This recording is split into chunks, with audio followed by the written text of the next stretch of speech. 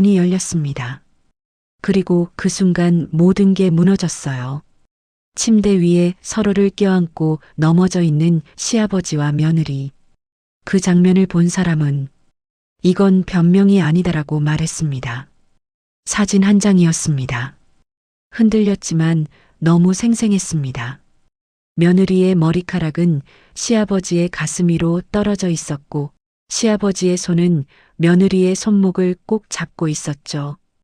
호흡이 섞여 있는 듯한 거리.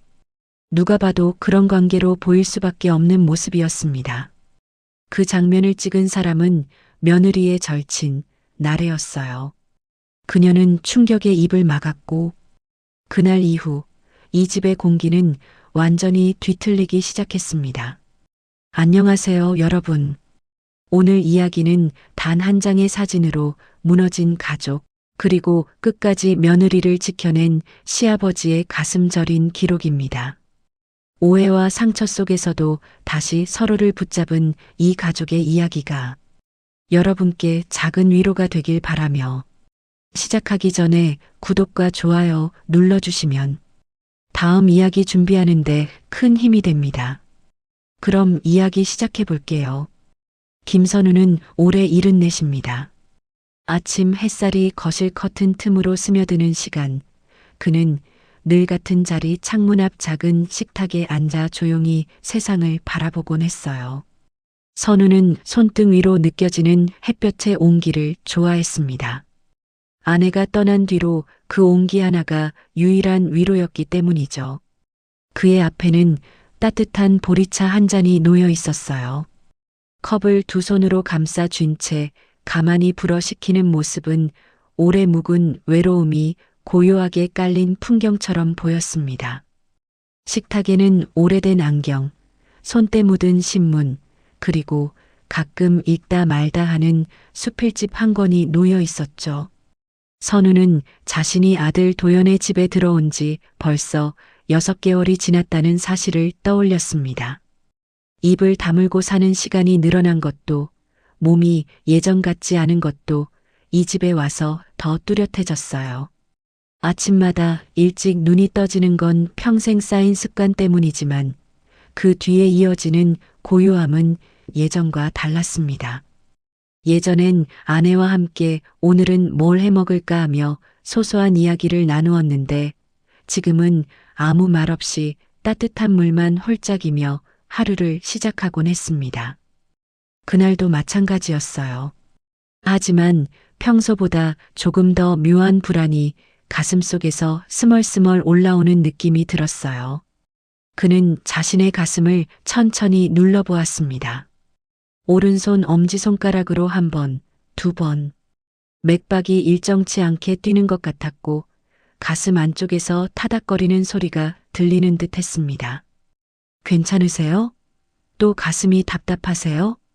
이때 부엌에서 며느리 이가윤이 조심스레 물었어요.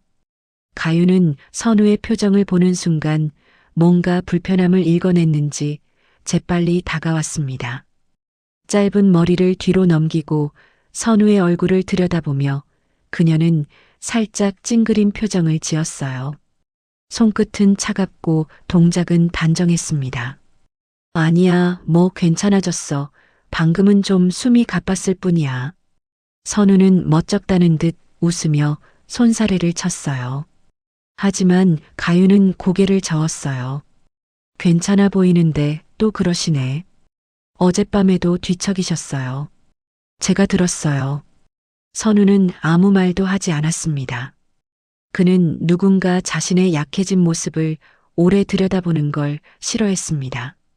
평생 학생들을 지도하는 교사였고 가정을 지키는 남편이었고 한 집의 기둥이었어요. 그런 자신이 이제 누군가에게 걱정을 끼치는 것이 익숙해지지 않았습니다. 괜찮아, 가윤아. 나이 들면 다 이런 거지, 뭐 내가 신경 쓰면 더 미안하잖아. 그의 말투엔 늘 미안함이 묻어 있었어요. 가윤은 짧게 한숨을 내쉬며 말했습니다. 저 신경 쓰는 거 아니에요. 가족이니까요, 아버님. 그 말을 듣고 선우는 잠시 멍해졌습니다. 가족. 오랜만에 듣는 단어였습니다. 아내가 떠난 뒤로 그는 누군가 입으로 표현해주는 가족이라는 말에 유독 약해졌어요. 가윤은 보리차에 손을 얹어 온도를 확인하더니 다시 선우에게 건넸습니다. 그녀의 손끝은 바쁘고 조심스럽게 움직였어요. 선우는 그 손길을 볼 때마다 한 가지 생각이 들었습니다. 저 아이는 왜 이리 나를 잘 챙길까? 도연이보다 더. 가윤은 자신의 친아버지를 여의고 큰 슬픔을 겪은 사람입니다. 그 상실감이 깊었기 때문인지 선우에게 유독 따뜻했어요. 하지만 이 모습이 훗날 어떤 오해와 사건의 시작이 될 거라고 선우는 조금도 상상하지 못했죠. 그는 조용히 자신의 젊은 시절을 떠올렸습니다.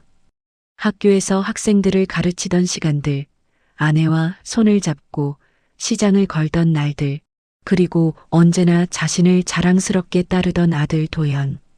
그에겐 소박하고 단단한 인생이었지만 세월은 그 단단함을 천천히 깎아내기 시작했어요. 은퇴 후 선우는 할 일이 점점 줄어들고 하루가 길게만 느껴졌습니다. 몸이 예전 같지 않다는 건 스스로가 잘 알고 있었어요. 특히 최근엔 갑작스러운 어지럼증과 두근거림이 잦아졌습니다. 하지만 그는 그것마저 가윤에게 부담이 된다고 생각했어요. 창밖을 보며 선우는 가만히 숨을 고르고 손끝을 주먹처럼 말았다가 펴기를 반복했습니다. 손등의 핏줄이 선명하게 드러나는 모습은 그 나이의 사실적인 세월을 보여줬어요. 가슴속에선 말로 설명하기 어려운 불편함이 찌릿하고 지나갔습니다. 아버님, 오늘 아침은 뭐 좀 드셔야 해요. 제가 죽 해드릴게요. 가윤의 말투는 부드러웠지만 단호했습니다. 그녀는 이미 선우의 몸 상태를 알고 있는 듯한 행동을 보였어요. 작은 냄비를 꺼내고 쌀을 씻어 물을 붓는 손길이 망설임이 없었죠. 선우는 그 모습을 조용히 바라보다가 천천히 물었습니다. 가윤아, 너 요즘 많이 힘들진 않니? 가윤은 놀란 듯 고개를 돌렸습니다. 힘들긴요. 아버님이 더 힘드신데요. 선우는 억지로 미소를 지었습니다. 그는 마음속에서 말 못하는 고마움이 차오르며 그 뒤로 따라오는 이상한 불안이 동시에 밀려왔어요. 이렇게 계속 받기만 해도 되는 걸까? 내가 이 집에서 무슨 역할을 하고 있는 거지? 이 질문은 여러 날 동안 선우의 가슴속을 휘저어 왔습니다. 그는 자신이 점점 사라지는 사람처럼 느껴졌어요. 말은 줄고 존재감은 희미해지고 방 안에 혼자 있는 시간이 길어지면서 자신이 이 집에서 차지하는 자리가 점점 작아지고 있다는 걸 실감했습니다.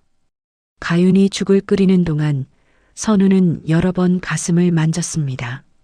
조금 전보다 더 세게 쿵 하고 치는 느낌이 있었어요. 숨이 잠깐 막히는 듯한 감각이 들었습니다. 그러나 그는 또다시 숨을 고르고 아무 일 없던 듯 앉아 있었습니다. 늘 그랬듯 그는 조금 있으면 괜찮아질 거라고 스스로에게 말해왔어요. 하지만 이날의 불편함은 평소와 달랐습니다. 조금 더 깊고 조금 더 무겁고 마치 앞으로 다가올 큰 사건을 조용히 알리는 종소리처럼 느껴졌어요. 가윤이 그릇을 식탁 위에 놓으며 말했습니다. 아버님, 이따 점심에는 제가 잠깐 병원 모시고 갈게요. 검진해보자고요. 선우는 놀라서 고개를 들었습니다. 에이, 뭘 병원까지 가. 괜찮다니까 그러네. 가윤은 미소를 지었지만 눈빛은 흔들리지 않았습니다. 괜찮지 않으신 거 다 알아요. 전 가족이니까요. 그 순간 선우의 마음속 어딘가가 또다시 묘하게 흔들렸습니다. 가족이라는 단어는 따뜻했지만 그 말이 곧 다가올 오해의 불씨가 될 거라는 걸 그는 알지 못했어요. 그리고 그날 밤 누구도 상상하지 못했던 사건의 흔적이 선우의 방에서 시작될 거였습니다. 조용하던 하루가 그 순간부터 완전히 달라질 운명을 향해 조금씩 움직이고 있었어요. 이것이 파국의 첫걸음이 될 줄은 그 누구도 몰랐습니다. 점심 무렵 집안은 늘 조용했습니다. 가윤은 학원 수업 준비를 위해 컴퓨터 앞에 앉아 있었고 선우는 작은 방 안에서 몸을 쉬고 있었어요. 그런데 창문으로 들어오는 바람이 평소보다 더 차갑게 느껴졌습니다. 선우는 자리에서 천천히 일어나려다가 몸이 순간적으로 휘청거렸어요. 어지럼증은 그날따라 유난히 깊게 고개를 들었고 가슴은 쿵하고 비틀리듯이 치고 들어왔습니다. 그는 침대 끝에 앉아 양손으로 무릎을 감싸 쥐었습니다. 숨을 크게 들이마셨다가 내쉬는 과정이 잘 정리되지 않았고 손끝이 조금 떨렸어요. 그러나 이 작은 불편함을 누구에게 말하기가 여전히 어려웠습니다. 가족에게 짐이 되는 건 싫었고 특히 며느리 가윤에게만큼은 부담을 주기 싫었기 때문입니다. 잠시 뒤 방문이 살짝 열리며 가윤이 얼굴을 내밀었어요. 아버님 괜찮으세요? 방에서 기침하시던데요. 선우는 고개를 들며 억지 미소를 지었어요. 에이, 별거 아니야. 먼지가 좀 들어갔나 보지. 가윤은 단정한 표정으로 방 안으로 들어왔습니다. 그녀는 늘 그렇듯 조용하고 차분했지만 오늘은 눈빛이 조금 더 예민하게 빛났어요. 마치 무언가 마음속에 감춘 걱정이 있는 듯 했습니다. 아버님, 오늘 병원 다녀올 수 있어요? 간단한 검사라도 받으시면 좋아요. 병원은 무슨 병원이야? 괜찮다니까 그러네. 이 나이에 좀 어지럽고 숨차면 그게 병이지 뭐. 가윤은 순간 말문을 잃고 조용히 선우의 손을 바라봤습니다. 손등에 핏줄이 튀어 있고 손가락이 미세하게 떨리고 있었어요. 그녀의 표정엔 명확한 걱정과 결심이 동시에 들어 있었습니다. 아버님, 그때 아버지도 그렇게 말씀하셨어요. 그때 가윤은 잠시 시선을 떨어뜨렸다가 다시 선우를 바라봤습니다. 제 친아버지요. 돌아가시기 전에 자꾸 어지럽고 답답하다고 하셨는데 괜찮다고만 하셨죠. 저희가 병원에 모시려고 해도 늘 괜찮다고만 하셨어요. 그러다 갑자기 쓰러지셨잖아요. 그 말에 선우는 입을 다문 채 숨을 가볍게 내쉬었어요.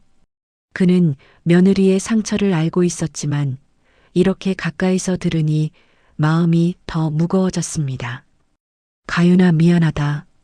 그 얘길 또 하게 해서. 미안하단 말은 이제 그만하세요. 제가 아버님을 챙기는 건 그냥 그때처럼 후회하고 싶지 않아서예요. 그녀는 단단한 목소리로 말했지만 그 안에는 두려움이 숨어 있었어요. 누군가를 지키려다 실패했던 사람만이 가진 묵직한 두려움이었습니다. 잠시 둘 사이에 고요가 흐르고 그 고요 속에서 선우는 자신이 더 이상 며느리의 도움을 가볍게 넘길 수 없다는 걸 깨달았어요. 하지만 마음속에서는 또 다른 갈등이 피어올랐습니다. 내가 이 아이에게 너무 기대고 있는 건 아닐까? 아들놈도 바쁘고 이 집에선 내가 그냥 얹혀 사는 사람인데 이 아이까지 나 때문에 부담을 느끼게 하면 안 되는데 이런 생각이 꼬리를 물었습니다. 오후에 도연이 잠시 집에 들렀습니다. 가윤은 남편에게 조심스럽게 말을 꺼냈어요. 여보, 오늘 아버님 모시고 병원 좀 다녀오면 어때요? 도연은 잠깐 눈썹을 찡그렸습니다. 또 병원 얘기야? 요즘 우리 집 병원비도 만만하지 않은데. 아버지는 원래 좀 어지러우신 편이잖아. 괜찮으실 거야. 그 말에 가윤은 표정이 굳어졌고 선우는 조용히 눈을 떨구었습니다. 가윤, 여보, 그냥 안 괜찮으신 것 같아요. 어제 밤에도 숨차하셨고. 도연 한숨. 당신 너무 예민한 거 아니야? 아버지가 나이 들면 다 그러지. 가윤의 말문이 막히고 선우는 두 사람의 대화를 듣는 것이 불편해졌어요. 됐다. 그만해라.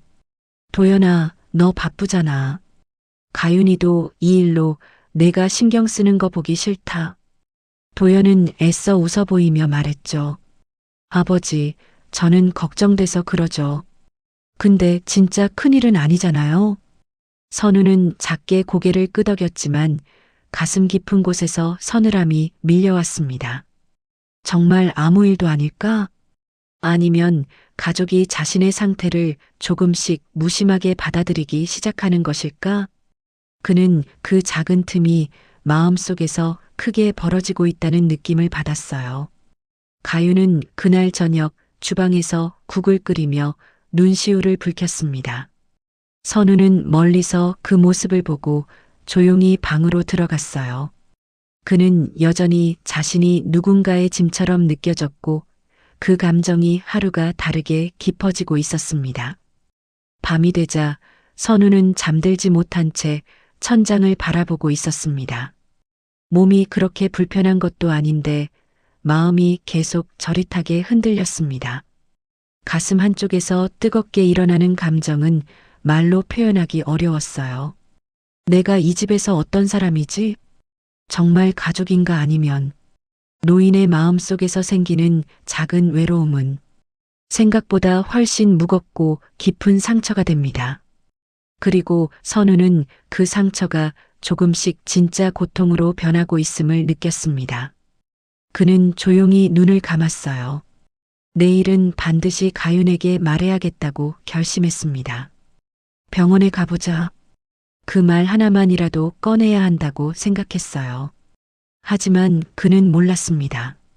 병원에 가려던 그 내일이 생각지도 못한 거대한 오해와 충격의 시작점이 될 거라는 사실을요. 방 안의 공기가 이상할 정도로 정적이었고 그 고요 속에서 다가올 사건의 그림자가 선우의 하루를 천천히 뒤덮고 있었어요. 선우는 마지막으로 창밖을 바라봤습니다. 깜빡이는 도로 불빛이 흔들리고 있었고 그 빛이 마치 불길한 징조처럼 느껴졌습니다. 그리고 그는 다시 속으로 중얼거렸습니다. 내일은 반드시 말해야겠다. 이대로는 안 된다.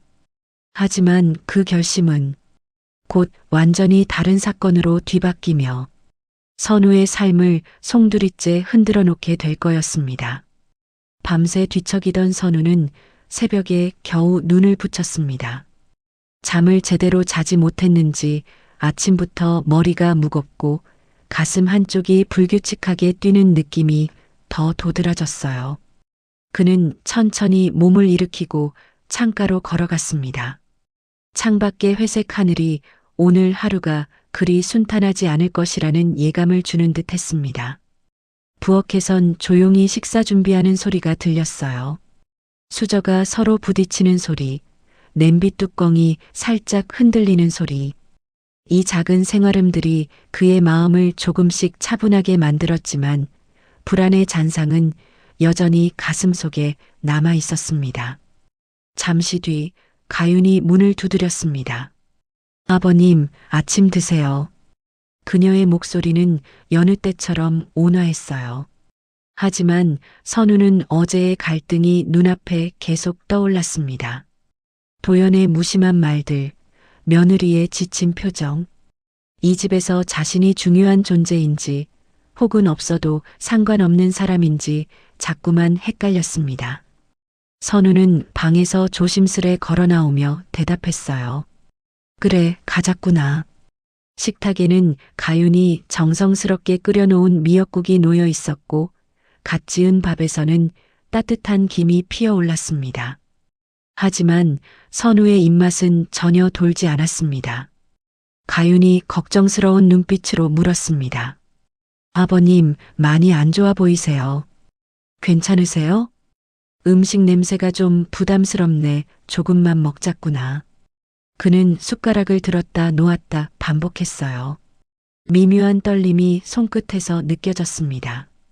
가윤은 그 모습을 보고 말없이 물컵을 건넸어요. 그녀의 눈빛에는 말하지 못한 걱정이 깊게 배어 있었죠. 하지만 그 순간 현관문이 열리며 도연이 들어왔습니다. 출근 전 들른 듯 정장 차림이었고 얼굴엔 급한 기색이 있었어요. 여보, 어제 얘기하다 말았잖아. 오늘은 그냥 두라고 했잖아. 그 말은 선우가 아닌 가윤을 향한 것이었죠. 가윤은 그 말에 당황한 듯 고개를 들었습니다. 여보, 진짜 아버님 상태가. 도연은 말을 끊으며 낮게 한숨을 쉬었어요. 당신이 너무 예민한 거야. 아버지는 원래 기력이 약한 편이잖아. 괜찮으실 거야. 그 말이 떨어지는 순간 선우는 자신도 모르게 마음이 움찔했습니다. 말로는 걱정돼서 그래라고 했지만 그 속엔 피곤함과 의무감이 더 섞여 있었어요. 아버지를 걱정하는 아들의 순수한 따뜻함보다는 문제를 피하려는 방어적 감정이 더 컸습니다. 이 작은 말 하나가 선우의 마음에서 큰 균열이 생기는 순간이었어요. 점심 무렵 선우는 몸을 조금 쉬겠다며 방으로 들어갔습니다. 방 안은 고요했고 햇빛이 비스듬히 들어와 바닥에 길게 그림자를 드리웠습니다. 그는 천천히 침대에 앉았다가 다시 누웠습니다. 그리고 눈을 감았죠. 하지만 어지럼증은 점점 더 심해졌습니다. 귀에서 윙하는 소리가 들렸고 가슴은 피리를 불듯 빠르게 울렸어요. 손등에 힘이 빠지며 감각이 흐릿해졌습니다. 아, 이게 뭐야? 작게 중얼거렸지만 목소리는 거의 들리지 않았습니다. 선우는 몸을 일으키려고 했지만 머리가 휘청거리면서 바닥으로 고꾸라지는 듯한 느낌이 들었어요. 문이 열리며 가윤이 들어왔습니다.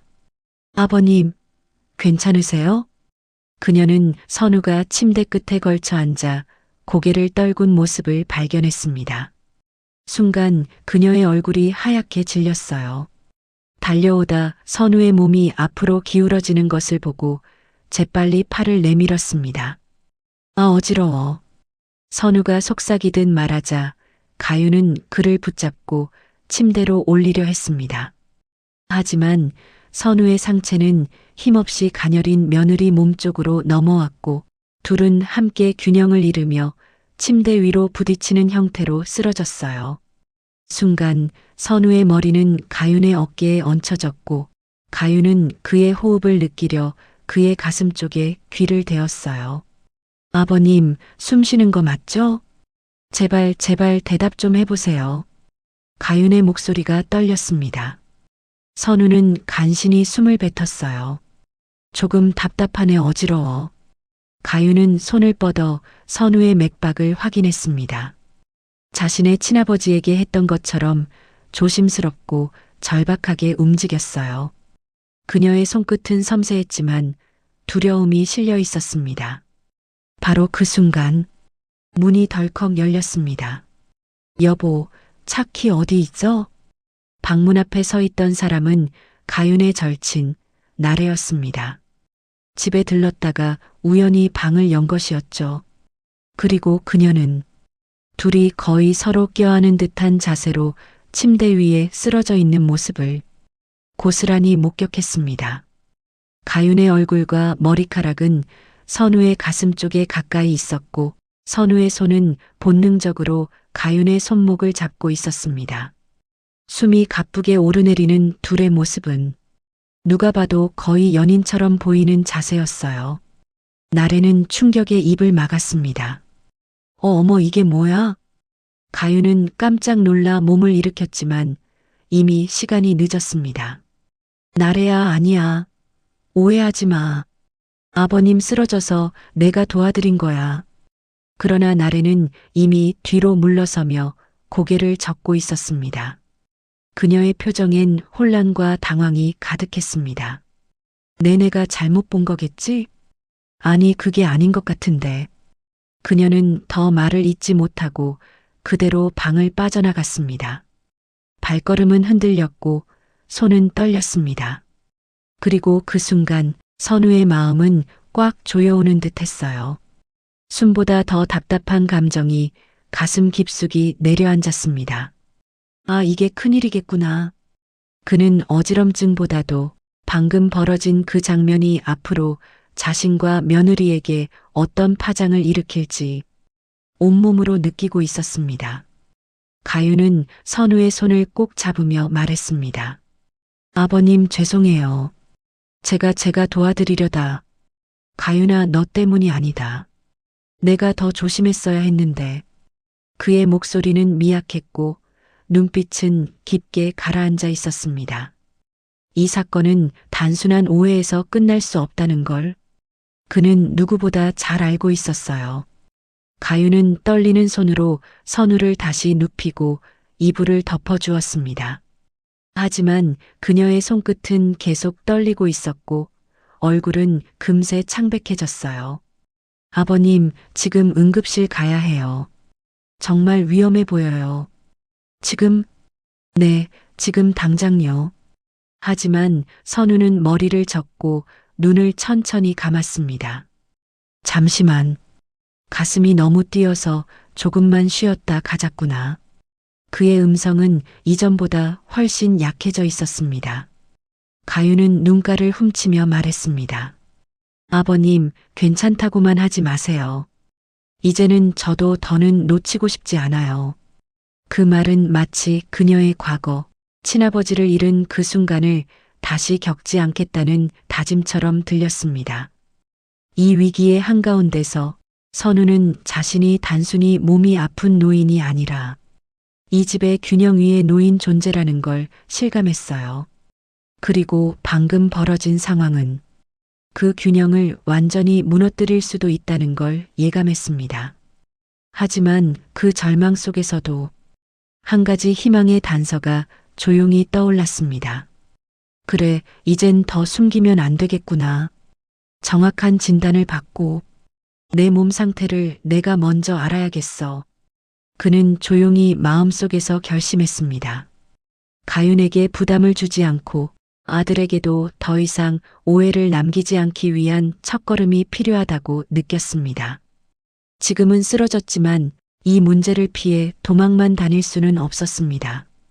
그는 힘겹게 눈을 떴습니다. 가윤아, 조금만 기다리자.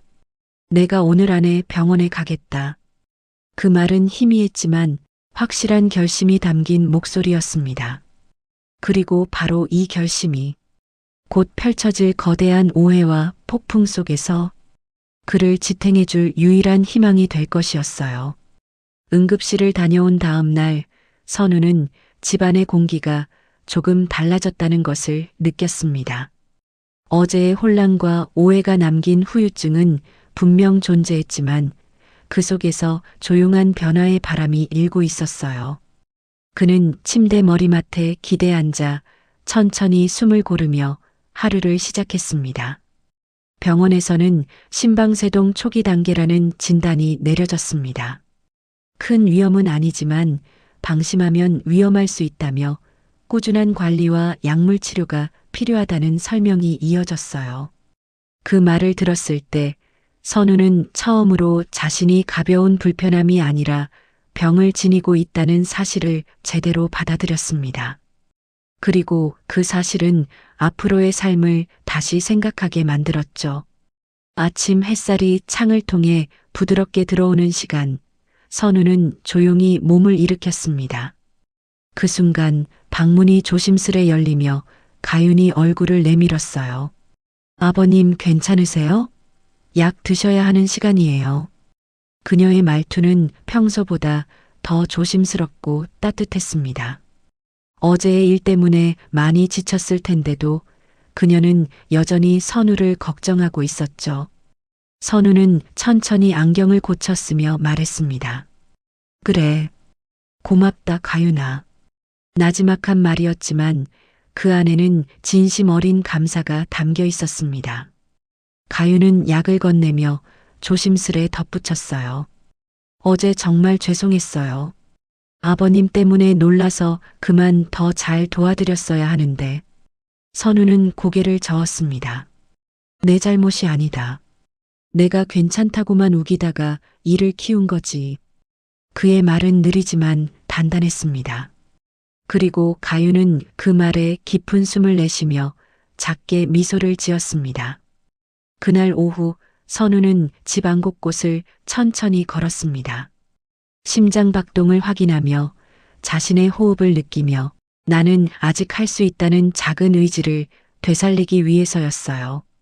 부엌에서는 도연이 퇴근 후 가윤과 이야기를 나누고 있었습니다. 예전 같으면 서로 바쁘다며 짧게 대화를 끝냈겠지만 오늘은 분위기가 조금 다르게 느껴졌어요. 도연이 먼저 조용히 말했습니다.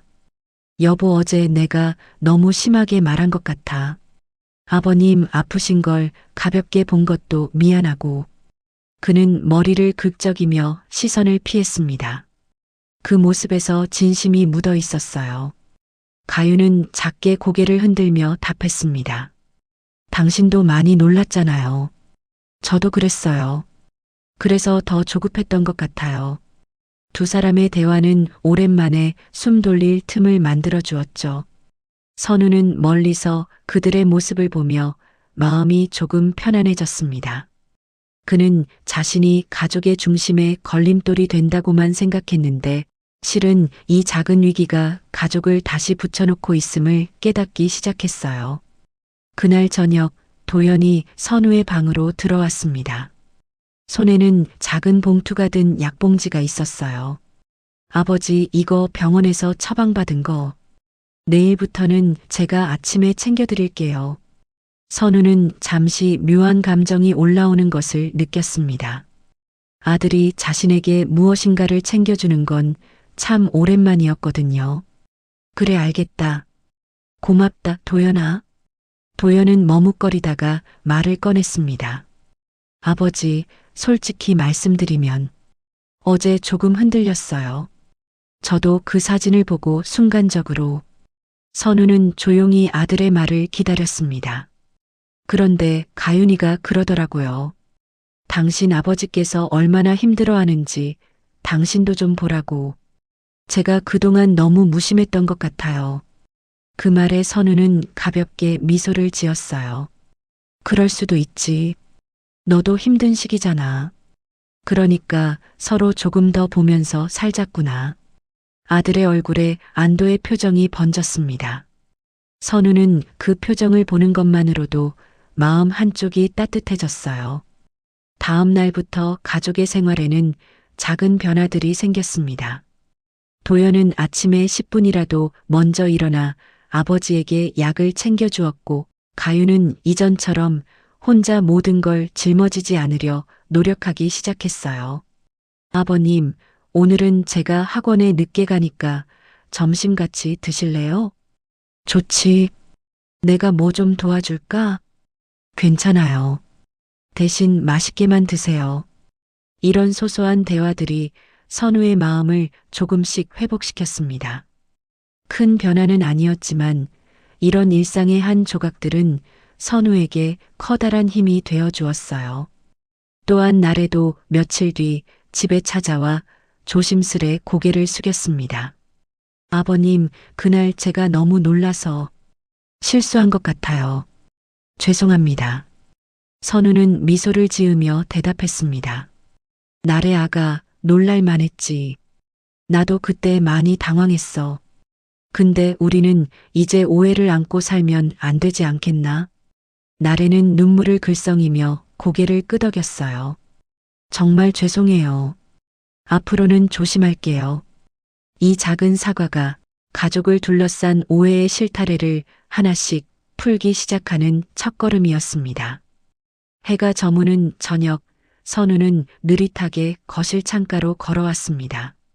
어둑한 하늘 위로 붉은 노을이 번지고 있었고 그 노을 사이로 따뜻한 기운이 집안을 물들였어요. 그는 천천히 숨을 들이마시고 다시 내쉬었습니다. 어제와 달리 가슴이 덜 답답했어요. 몸도 조금씩 가벼워지는 듯 했습니다. 나는 아직 할 수 있구나. 살아야겠구나. 정말 살아있어야겠구나. 그는 속으로 조용히 그 말을 되뇌었습니다. 많은 걸 잃은 노년이었지만 지금 이 순간만큼은 다시 살아갈 이유가 생긴 것 같았어요. 잠시 뒤 아들 도연이 다가와 옆에 섰습니다. 아버지, 저희 앞으로는 더 자주 이야기해요. 제가 그동안 못 본 게 너무 많았어요. 선우는 부드럽게 웃었습니다. 그래, 천천히 해보자꾸나. 우리 모두 조금 더 천천히 서로를 보면서 살자. 도연은 조용히 고개를 끄덕이며 창밖을 바라봤습니다. 그들의 눈앞에서 붉은 노을이 사그라들고 부드러운 어둠이 골목으로 스며들고 있었어요. 그 속에서 서로의 어깨가 조금 가까워졌습니다. 그리고 선우는 마음속에서 확실한 결심을 하나 세웠습니다. 이제는 내가 더 이상 사라지는 사람이 아니라 가족과 함께 살아가는 사람이 되어야겠다. 그의 가슴 속에 희미했던 희망의 불씨가 다시 타오르고 있었어요. 그 불씨는 앞으로 이어질 마지막 변화의 시작점이 될 것이었습니다. 며칠 뒤 바람이 잔잔히 부는 오후였습니다. 선우는 작은 화분을 들어 거실 창가에 놓으며 천천히 숨을 골랐습니다. 가슴은 며칠 전보다 훨씬 편안했고 호흡도 안정되어 있었어요. 무엇보다 집안의 분위기가 눈에 띄게 달라졌습니다. 오해로 뒤틀렸던 공기가 서서히 풀어지면서 서로를 바라보는 눈빛이 조금씩 따뜻해진 느낌이었어요. 창밖을 보던 그는 혼잣말처럼 말을 꺼냈습니다. 참 세월이 많이 변했구나. 이렇게 가족이 다시 모일 줄은. 그의 목소리엔 미묘한 미소가 묻혀 있었어요. 손등에 햇살이 내려앉아 따뜻했고 그 온기가 오래 잊고 지냈던 평온을 데려오는 듯 했습니다. 잠시 뒤 가윤이 조심스레 다가왔습니다. 아버님, 약 드실 시간이에요. 선우는 고개를 끄덕이며 약을 받아들었어요. 그녀의 손끝은 여전히 따뜻했고 예전보다 더 안정된 움직임을 보였습니다. 서로를 의식하며 조심하던 분위기 대신 이젠 가족으로서의 거리가 자연스레 자리 잡기 시작한 것이었죠. 그는 약을 삼키고 난 뒤 가윤을 바라보며 천천히 말했습니다. 가윤아, 네 아버님. 그동안 나 때문에 마음고생 많았지. 아무 말도 못하게 해서 미안했다. 가윤은 순간 눈가를 떨며 고개를 숙였습니다. 아버님, 제가 더 죄송했죠. 아버님 상태를 제가 혼자서만 알고 있었다는 게 지금 생각하면 참 무모했어요. 제가 잘못했어요. 아니야. 내가 얼마나 애썼는지 병원에서도 다 들었다. 말 안 하고 도우려고 한 거 내가 왜 몰랐겠니? 가윤은 그제야 눈물 한 방울을 흘렸습니다. 그 눈물은 억울함도 두려움도 아닌 오랜 긴장이 풀린 자리에서 흘러나온 따뜻한 눈물이었어요. 그날 저녁 도연도 일찍 들어왔습니다. 한동안 굳어있던 그의 표정이 오늘은 한결 편안했어요. 아버지, 오늘은 좀 어떠세요? 많이 괜찮다. 내가 약 챙겨준 덕분이지. 도연은 부끄러운 듯 웃으며 의자에 앉았어요. 아버지, 그동안 제가 너무 무심했죠? 회사 핑계대고 바쁘다는 핑계대고 아버지 걱정도 제대로 안 하고 정말 죄송해요. 선우는 천천히 아들의 어깨를 두드렸습니다. 도연아, 부모는 원래 자식한테 큰 기대 안 한다. 건강하게 열심히 사는 모습만 보여줘도 된다. 그게 부모 입장에선 제일 큰 효도다. 도연은 고개를 숙인 채 작게 대답했습니다. 그래도 앞으로는 좀 더 신경 쓸게요. 그래. 너무 부담 갖지 말고. 천천히 너도 내 삶 살면서 해라. 그 말은 꾸짖음도 설교도 아니었어요. 오랜 시간 쌓인 감정이 부드럽게 내려놓아지는 듯한 과하지 않은 덤덤한 사랑의 말이었습니다. 가윤은 조용히 둘을 바라보며 따뜻하게 웃었어요. 며칠 뒤 가족은 함께 동네 공원으로 산책을 나갔습니다. 선우의 건강이 회복되는 과정의 한 부분이었고 모두가 오랜만에 같은 곳을 바라보며 걷고 싶다는 마음이 한데 모였던 날이었죠. 바람은 어느새 봄 기운을 실어오고 있었고 공원에는 은은한 흙냄새와 어린아이들의 웃음소리가 어우러졌습니다. 천천히 걷던 선우의 얼굴에는 그동안의 답답함이 조금씩 벗겨지고 새로운 하루를 맞이하는 듯한 밝음이 번졌습니다. 그는 걸음을 멈추고 나무 벤치에 앉았습니다. 도연과 가윤도 옆에 앉아 다정하게 그를 바라보았죠. 선우는 주변 풍경을 한참 바라보다 말했습니다. 사람 마음이란 게 참 이상하구나. 아프니까 보이더라. 보이니까 또 고마운 것도 많더라. 가윤은 조용히 고개를 끄덕였어요. 그게 가족이죠. 자주 다투고 서운하고 그래도 끝까지 옆에 남는 사람. 도연도 작게 미소를 지었습니다. 우리 앞으로는 서로 좀 더 말하면서 살아요. 말을 해야 오해도 줄고. 그 말에 선우는 천천히 웃음을 터뜨렸습니다. 그래. 나도 혼자 참는 버릇 좀 버려볼게. 세 사람은 말없이 웃었습니다. 그 웃음은 크지 않았지만 오랜 겨울 끝에 찾아온 햇살처럼 마음을 덮어주는 따뜻함이 있었어요. 그날 밤 선우는 방 안에서 작은 상자를 꺼냈습니다. 오랜 세월 동안 책장 깊숙이 보관했던 상자였습니다. 그 안에는 아내와 찍었던 사진들, 젊은 시절 제자들에게 받은 손편지, 그리고 아들 도연이 어린 시절 선우에게 준 작은 종이배 한 장이 들어 있었어요. 그는 종이배를 손끝으로 어루만지며 조용히 중얼거렸습니다. 그래, 늦지 않았구나. 아직도 다시 시작할 수 있는 시간이 남아있구나. 그의 눈은 촉촉하게 젖었지만 슬픔보다는 안도와 감사가 더 크게 자리 잡고 있었습니다.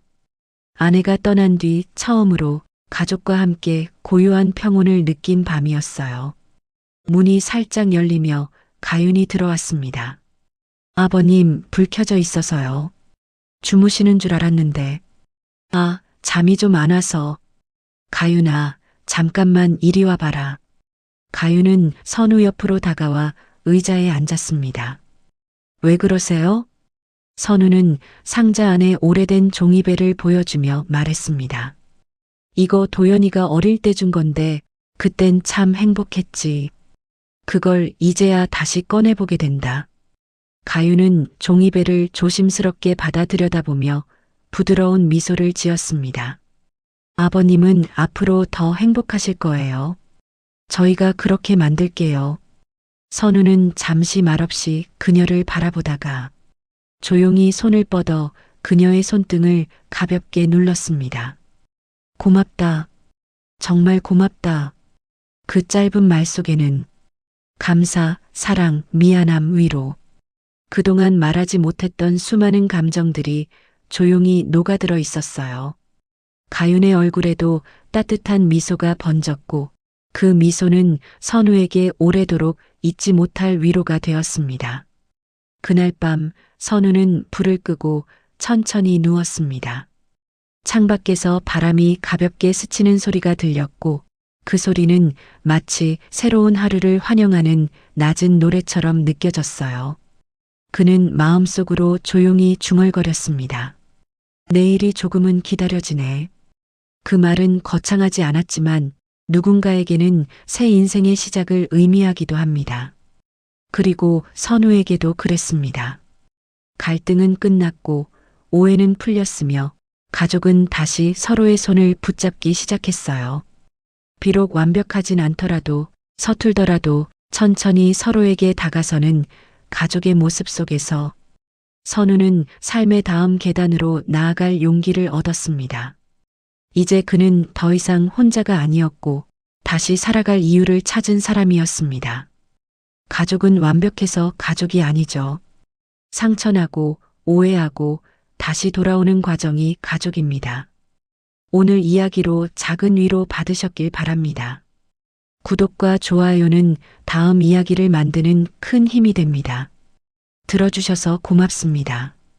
다음 이야기에 또 찾아뵐게요.